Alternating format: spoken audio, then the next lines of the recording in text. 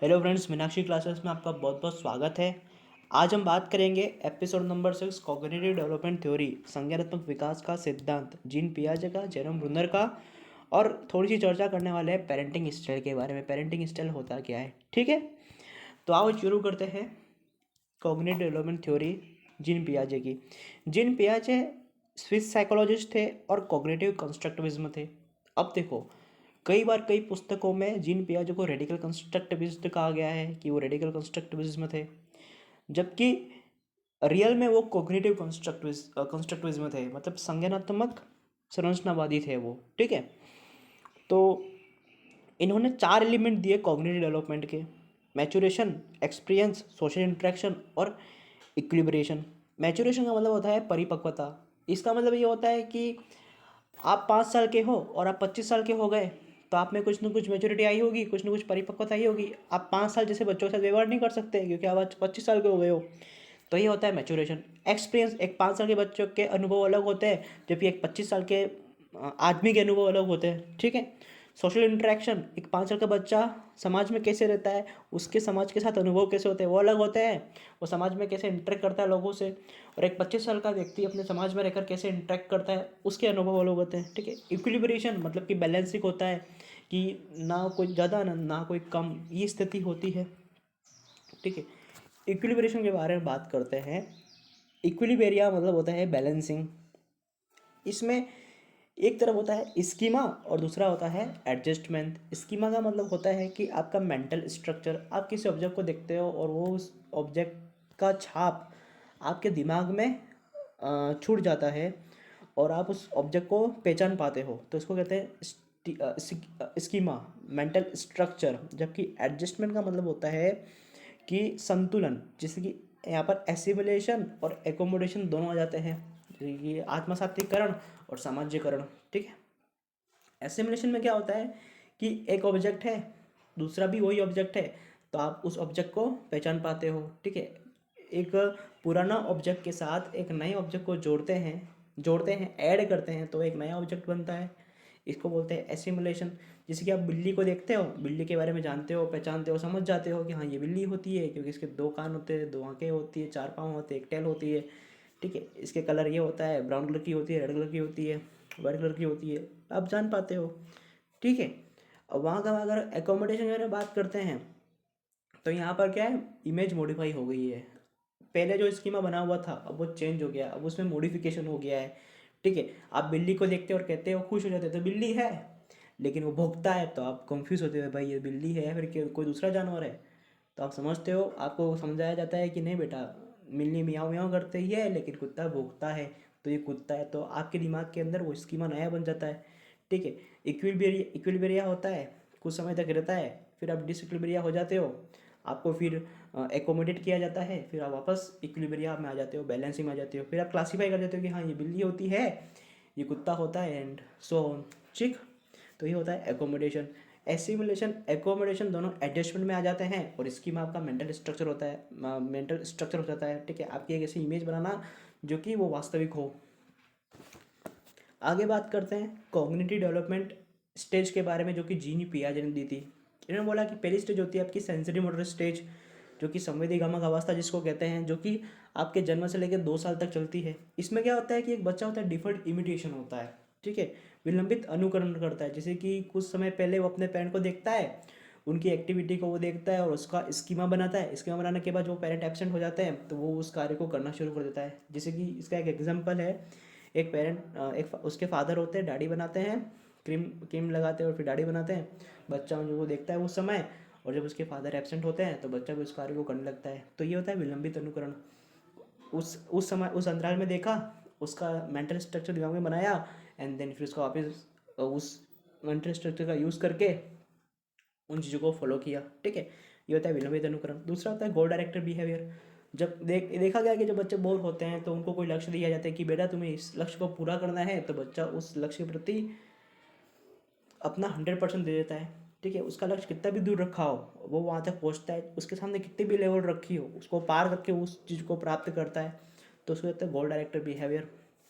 तीसरा होता है action showing by sensory motor, कि बच्चा जो छोटे होते हैं तो वो अपने सेंसरी मोटर के एक्शन के द्वारा चीज़ों को शो करते हैं। जैसे कि अगर उनको प्यास लगी हो या फिर उनको दूध पीना हो तो वो रोएंगे, टॉयलेट कर दी हो तो वो एक्शन शो करेंगे, उन्होंने टॉयलेट कर दी मतलब रोएंगे या फिर झूले को हिलाएंगे, कुछ करेंगे, ठीक है। तो वो अपना सेंसरी मोटर का यूज़ करते हैं वहाँ पर। ऑब्जेक्ट परमानेंस, इसका मतलब होता है कि वस्तु स्थायित्व। अब एक बच्चा खेल रहा है किसी वस्तु के साथ, या मान लो कि मोबाइल के साथ खेल रहा है, तो उसके पेरेंट्स आए, मोबाइल को लिया, साइड में रख दिया, कुछ समय के बाद वो इमेज भूल जाएगा और वो दूसरे खिलौनों की तरफ अपना दिमाग डाइवर्ट कर देगा, दूसरे खिलौनों के साथ खेलना शुरू कर देगा, ठीक है। वो रोएगा नहीं उस खिलौनों के लिए जो खिलौना उसे छीना गया है, जबकि वो दूसरे खिलौनों की ओर अपना माइंड को डाइवर्ट कर देगा, ठीक है। ये होता है ऑब्जेक्ट परमानेंस। फिर आता है अपनी सेकंड स्टेज, जो कि प्री ऑपरेशन स्टेज होती है, पूर्व क्रियात्मक अवस्था, जो कि आपके 2 से 6 साल तक चलती है। इसमें क्या होता है, लैक ऑफ रिवर्सिबिलिटी, मतलब कि इसमें ये बताया गया कि एक पानी होता है, इसको ठंडा कर दिया जाए तो बर्फ़ बन जाती है, बर्फ़ को गर्म कर दी जाए तो पानी बन जाता है, लेकिन बच्चा इसको रिवर्स नहीं कर पाता है। वो कहता है कि नहीं, पानी पानी होता है और बर्फ़ बर्फ़ होती है, कभी पानी बर्फ़ नहीं बन सकता और बर्फ़ पानी नहीं बन सकती, ठीक है। ये होता है लैक ऑफ रिवर्सिबिलिटी। सेकेंड आता है लैक ऑफ कंजर्वेशन। कंजर्वेशन मतलब होता है कि उसके सामने 2 ग्लास रखे जाते हैं, एक साइज़ में मोटा होता है, एक साइज़ में लंबा होता है, दोनों में पानी सेम भरा जाता है, लेकिन बच्चा कहता है कि नहीं, जो मोटा ग्लास है जिसका वॉल्यूम ज़्यादा है उसमें पानी कम है, और जिसका वॉल्यूम कम है और जो लंबा ग्लास है उसके अंदर पानी ज़्यादा है, ठीक है। वो कंजर्व नहीं कर पाता। सीरिएशन, असेंडिंग से लेकर डिसेंडिंग ऑर्डर नहीं जमा पाता, छोटे से बड़ा नहीं कर पाता। क्लासिफिकेशन, वो क्लासीफाई नहीं कर पाता, वो ना कलर को जानता है ना किसी वॉइस को जानता है, वो सही से क्लासीफाई ही नहीं कर पाएगा। एनिमिज्म मतलब कि नए कॉन्सेप्शन उनके पास होते हैं। वो कहता है, वो रात में अगर उसको लेके घूमते हैं अपन तो कहता है कि देखो चंद्रमा हमारे साथ चल रहा है, क्योंकि हम भी चल रहे होते हैं इसलिए चंद्रमा चल रहा है। दूसरा बात, अगर उसको ट्रेन में ट्रैवल करा जाए या फिर किसी गाड़ी पे से ट्रैवल करा जाए तो कहता है कि देखो हम चल रहे हैं तो पेड़ भी चल रहे हैं, और हम पेड़ से आगे निकल रहे हैं, मतलब कि पेड़ से पीछे रह रहे हैं, हम पेड़ से कंपटीशन कर रहे हैं, ठीक है। ये ऐसा नए कॉन्सेप्ट पाल लेता है। सिम्बोलिज्म होता है कि मतलब एक ही चीज़ के प्रति वो ध्यान केंद्रित करना शुरू कर देता है कि नहीं, मुझे ये पेन चाहिए, मतलब चाहिए, चाहे कुछ भी हो जाए, चाहे जन्नत में हो या फिर नरक में हो, इस पेन को मैं लाऊंगा तो लाऊंगा, ठीक है। ये सिम्बोलिज्म हो जाती है, उसके अंदर भावना हो जाती है। फिर हम बात करते हैं कॉन्क्रीट ऑपरेशन स्टेज के बारे में, मूर्त संक्रियात्मक अवस्था, जो कि आपके 7 से 11 साल तक चलती है। इसमें क्या होता है कि बच्चा क्लासीफाई कर पाता है चीज़ों को। कहने का मतलब कैसे, साउंड का क्लासीफाई कर पाता है, कलर का क्लासीफाई कर सकता है, ठीक है। उन सारी जगहों को क्लासीफाई करके, अब शेर का रंग ऐसा होता है, लॉयन का ऐसा होता है, टाइगर का ऐसा होता है, डॉग का ऐसा होता है, कैट का ऐसा होता है, फॉक्स का ऐसा होता है, वो क्लासीफाई कर पाएगा, साउंड के अनुसार क्लासीफाई कर पाएगा। डॉग का साउंड ऐसी होती है, कैट इसमें आती है, ये इसमें आता है, इस तरह से क्लासीफाई कर पाता है। सीरियसन का मतलब असेंडिंग से डिसेंडिंग और जमा सकता है, मतलब छोटे से बड़ा जमा सकता है। 1 के बाद 2 आएगा, 2 के बाद 3 आएगा, 3 के बाद 4 एंड 5 आएगा, इस तरह से। एबल कंजर्वेशन मतलब कि उसके सामने एक मोटा ग्लास रखा गया, एक पतला ग्लास रखा गया, दोनों की वॉल्यूम अलग अलग है, उसमें पानी डाला गया और वो कहेगा कि नहीं, दोनों में पानी सेम है, मोटा और पतला होने से कोई फर्क नहीं पड़ता चीज़ों का, ठीक है। इंडक्टिव रीजनिंग मतलब कि जैसी चीज़ के सामने रखी गई वो उसी चीज़ को वैसे के वैसे जान लेगा, उसको टुकड़े नहीं कर पाएगा। तो ये होते हैं कॉन्क्रीट स्टेज में, ठीक है। फिर आगे आते हैं फॉर्मल ऑपरेशन स्टेज, जो कि अमूर्त संक्रियात्मक अवस्था है, जो कि आपकी 11 से एबोव चलती है। इसमें डिडक्टिव रीजनिंग करता है, मतलब कि आपके सामने एक थॉट दिया गया, उस थॉट को वो कई तरह से सोचेगा, तर्क करेगा, उसके बाद उस परिणाम तक पहुंचेगा, ठीक है। टुकड़े टुकड़े करके उस थॉट को प्रेजेंट करना। ऐसे कैसे हाइपोथेटिकल डिडक्टिव रीजनिंग देगा, मतलब कि अपनी बनाई गई एक काल्पनिक दुनिया, जिसमें कहेगा कि इसमें ऐसा होगा, इसमें वैसा होगा, अपनी कल्पनाओं को उसमें डाल देगा, ठीक है। एब्स्ट्रैक्ट थिंकिंग का मतलब होता है उसको एक सेंटेंस दिया गया, उसको तोड़ा गया, अपने विचार डाले गए और फिर सेंटेंस को फुलफिल किया गया। तो ये करते हैं अमूर्त संक्रियात्मक अवस्था, जो कि 11 से एबव होते हैं, जो कि टीनेजर होते हैं, ठीक। फिर आगे कुछ क्वेश्चन दे रखे हैं इसके बारे में, तो देखो फर्स्ट क्वेश्चन है, अकॉर्डिंग टू पियाजे a child between 2 to 7 year is in the stage of cognitive development. पियाजे के अनुसार जो बच्चे होते हैं जिनकी उम्र 2 से 7 साल होती है, वो संज्ञानात्मक विकास की कौन सी स्टेज है, सेंसरी मोटर स्टेज है। ए ऑप्शन किया है आपके लिए, ए ऑप्शन है सेंसरी मोटर स्टेज है, मतलब कि संवेदी ग्रामक क्रिया है। प्री ऑपरेशन स्टेज है, इसका मतलब क्या होता है, पूर्व संक्रियात्मक अवस्था है, पूर्व क्रियात्मक अवस्था है। कॉन्क्रीट ऑपरेशन स्टेज है, मतलब कि मूर्त संक्रियात्मक अवस्था है। और फॉर्मल ऑपरेशन स्टेज मतलब होता है कि अमूर्त संक्रियात्मक अवस्था है। तो इसका आंसर क्या होगा यहाँ पर? प्री ऑपरेशन स्टेज होगा। पूर्व क्रियात्मक अवस्था है, 2 से 7 साल का बच्चा क्या होता है? पूर्व क्रियात्मक अवस्था में होता है। ठीक, जो कि बच्चा इसमें सही से चीज़ों को सीरीज में नहीं लगा पाता, क्लासीफाई नहीं कर पाता और कंजर्वेशन नहीं कर पाता। ये नए कॉन्सेप्ट होते हैं, ये 2 से 7 साल की उम्र के बच्चे में होते हैं, जो कि प्री ऑपरेटिव स्टेज में होता है। फिर आपका सेकंड क्वेश्चन क्या है? The process of changing the exciting schema including to new information is called. देखो, पुरानी स्कीमा जो होती है वो नई स्कीमा में चेंज हो जाती है। मतलब कि चेंज होने का मतलब यहाँ पर क्या हो रहा है? स्कीमा मॉडिफाई हो रही है, कुछ नया बन रहा है। तो यहाँ पर इसका ऑप्शन क्या है? एडेप्टेशन होगा, एसिमुलेशन होगा, एसिमुलेट हो रहा है, एकोमोडेशन हो रहा है, या फिर इगोसेंट्रिज्म है। तो इसका आंसर एकोमोडेशन होगा। ठीक है, क्योंकि वो इमेज मॉडिफाई हो रही है, चेंज हो रही है। तो इसका आंसर यहाँ पर सी होगा ना। एसिमुलेशन का मतलब ये आता है पुरानी इमेज नई इमेज के साथ ऐड होती है, जिसको अपन एसिमुलेट कहते हैं। एकोमोडेशन का मतलब होता है कि पुरानी इमेज नई इमेज में कन्वर्ट हो रही है, चेंज हो रही है, मॉडिफाई हो रही है, कुछ नया बन रहा है। तो इसको कहते हैं एकोमोडेशन। तो इसका आंसर सी होगा यहाँ पर। ठीक, क्वेश्चन नंबर 3 क्या है? Which of the following categorise a child in the pre operation stage. ठीक है, जो पूर्व क्रियात्मक अवस्था जो होती है उसमें बच्चा क्या करता है? ठीक है, ये पूछा है इसमें, उसकी कैटेगराइज क्या होती है। तो क्या डिफ़ॉल्ट इमिटेशन करता है? डिफ़ॉल्ट इमिटेशन तो सेंसरी मोटर स्टेज में करता है, संवेदी गामा अवस्था में करता है, जो कि जन्म से लेकर 2 साल तक होती है। सर्कुलर रिएक्शन ये भी आपके संवेदी गामा अवस्था में ही होता है। मतलब कि एक बच्चा उसी कार्य को बार बार करता रहता है। ठीक है, जिसको डिफ़ॉल्ट इमिटेशन भी कहते हैं अपन। ठीक, गोल डायरेक्टेड बिहेवियर, यहाँ पर क्या होता है कि अपने लक्ष्य के प्रति सुचारू होता है। ये भी आपने संवेदी गामा अवस्था में पढ़ा। लेकिन इरिवर्सिबिलिटी ऑफ थॉट ये जो इसका करेक्ट ऑप्शन है, क्योंकि प्री ऑपरेशन स्टेज में बच्चा क्या करता है? एक थॉट को रिवर्सिबल नहीं कर सकता, वो इरिवर्सिबिलिटी होती है उसके अंदर। ठीक है, वो जैसे कि बर्फ़ को पानी नहीं बना सकता और पानी को बर्फ़ नहीं बना सकता, कहता है पानी पानी होता है, बर्फ़ बर्फ़ होता है। ठीक है, ये थॉट होती है प्री ऑपरेशन स्टेज, जो कि आपके 2 से 7 साल तक होती है। ठीक, आओ आगे जानते हैं। अब अपन जेरोम ब्रूनर की थ्योरी पढ़ेंगे, जो कि कॉग्निटिव डेवलपमेंट थ्योरी है, संज्ञानात्मक विकास का सिद्धांत है जेरोम ब्रूनर का। इसमें क्या होता है? बालक होता है, उसको एक वातावरण में रखा जाता है और वातावरण में रहकर उसके सामने जो सारी वस्तुएं रखी जाती हैं उनसे वो ज्ञान को प्राप्त करता है। वातावरण के आधार पर एक बच्चा ज्ञान को प्राप्त करता है अपना कॉग्निटिव, अपना ब्रेन का यूज़ करते हुए। तो उसको कहते हैं कॉग्निटिव डेवलपमेंट थ्योरी। ठीक, इन्होंने 3 प्रोसेस स्टेज बताई। पहली है क्रियात्मक अवस्था, जो कि आपके जन्म से लेके 18 महीना मतलब 1.5 मंथ तक चलती है, ईयर तक चलती है। इसमें क्या होता है? बालक अपनी संवेदीगामक क्रियाओं के माध्यम से प्राप्त ज्ञान को प्रदर्शित करता है। ठीक, बालक अपने संवेदना जैसे कि अपने हाथ हिलाएगा, पाँव हिलाएगा, रोएगा, चिल्लाएगा, गुस्सा करेगा। ठीक है, इन सारे संवेदीगामक जो क्रियाएं होती है उनके माध्यम से अपने ज्ञान को प्रदर्शित करता है कि देखो मुझे भी सब कुछ आता है, आपको सब कुछ आता है या नहीं, मैं भी जो को कर सकता हूँ, ये शो करता है। प्रतीकात्मक अवस्था, जो कि आपके 1.5 to 6 ईयर तक चलती है। इसमें बालक मूर्त रूप से वस्तु को देखता है, अपने मस्तिष्क में उसकी प्रतिमा बनाता है और फिर ज्ञान को प्रदर्शित करता है। अब मान लो कि एक व्यक्ति ने एक छोटे बच्चे ने एक पेन को देखा, तो पेन को देखा तो उसकी इमेज अपने दिमाग में बना दी। दिमाग में बनाने के बाद जब उस पेन को देखेगा तो उस पेन को वो पहचान पाएगा कि हाँ मैंने जो पेन देखा था वो यही पेन है, तो उस पेन को लपक लेगा। ठीक है, उस पेन को प्राप्त कर लेगा, ये पेन मेरा है, इस तरह से।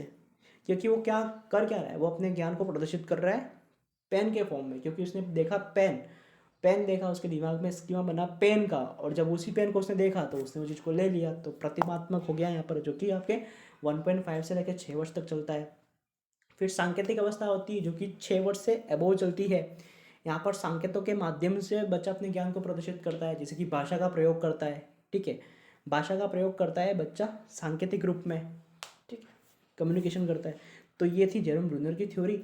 आगे हम कुछ क्वेश्चन है जेरोम ब्रूनर के रिलेटेड। तो देखो, जेरोम ब्रूनर के अनुसार बालक भाषा का प्रयोग किस अवस्था में करता है। अब देखो, अपन ने पढ़ा भाषा का प्रयोग कब करेगा, सांकेतिक अवस्था में करेगा। क्रियात्मक अवस्था में तो अपने संवेदनाओं का यूज़ करेगा। प्रतीकात्मक में एक प्रतिमा बना लेगा मस्तिष्क के अंदर और फिर इसको शो करेगा। तो इसका आंसर सांकेतिक अवस्था हो गई, क्योंकि सांकेतिक अवस्था में ही भाषा का प्रयोग करता है बच्चा। क्वेश्चन नंबर 5 में क्या है, जेनम ब्रूनर के अनुसार चिंतन का विकास होता है। अब जो चिंतन का विकास होता है ये आपकी क्रिया के अनुसार होता है, नहीं प्रतीकों के अनुसार होता है, बिल्कुल भी नहीं। संकेतों के अनुसार होता है, हाँ, क्योंकि भाषा क्या है, एक संकेत है। जब भाषा संकेत है तो भाषा कहाँ होती है, दिमाग में होती है, लेफ्ट लोब में होती है, लेफ्ट हेमिस्फेयर में होती है, ठीक। और जो वहाँ पर क्या, वो चिंतन करेगा। तो चिंतन क्या है उसके लिए, चिंतन कहाँ करोगे, हाथ से करोगे, पाँव से करोगे, दिमाग से करोगे ना। दिमाग से करोगे, भाषा कहाँ बनती, दिमाग में रहती है ना, वहाँ से कम्युनिकेशन करते हो। तो संकेतों का संकेतों के अनुसार, जैनम ब्रूनर के अनुसार जो है, जो चिंतन का विकास होता है ये अपने संकेतों के अनुसार होता है, मतलब आपकी भाषा के अनुसार इसका विकास होता है, ठीक है। आप भाषा का प्रयोग करते हो।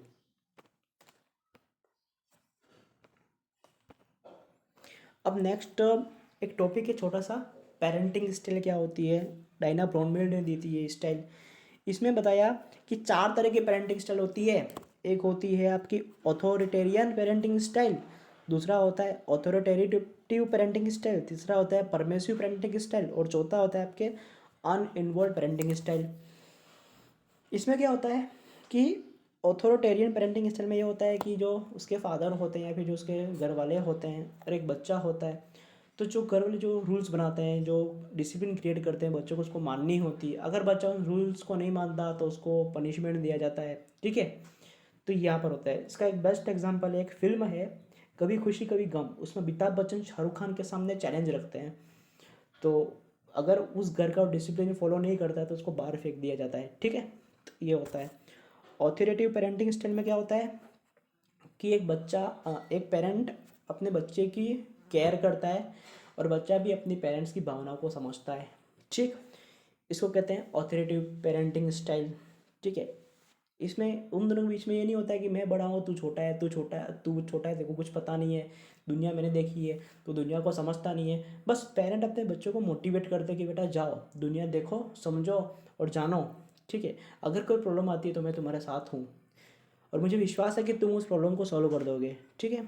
यहाँ पर इसका एग्जाम्पल है छिछोरे फिल्म, जिसमें सुशांत सिंह अपने बच्चे को कहता है कि बेटा दुनिया में हार जीत तो होती रहती है, और अगर आप हारते हो, क्यों हारते हो, क्योंकि आप एक अजीब, आपका लक्ष्य एक बहुत बड़ा है इसलिए आप हारते हो, ठीक है। परमेसिव पेरेंटिंग स्टाइल होती है जिसमें क्या होता है कि बच्चे जो करें वो सही। पेरेंट्स जो होते हैं वो बच्चों की हर बात मानते हैं कि बच्चे ने बोला कि पापा मुझे खिलौना चाहिए, तो पेरेंट कहे कि हाँ बेटा ले लो।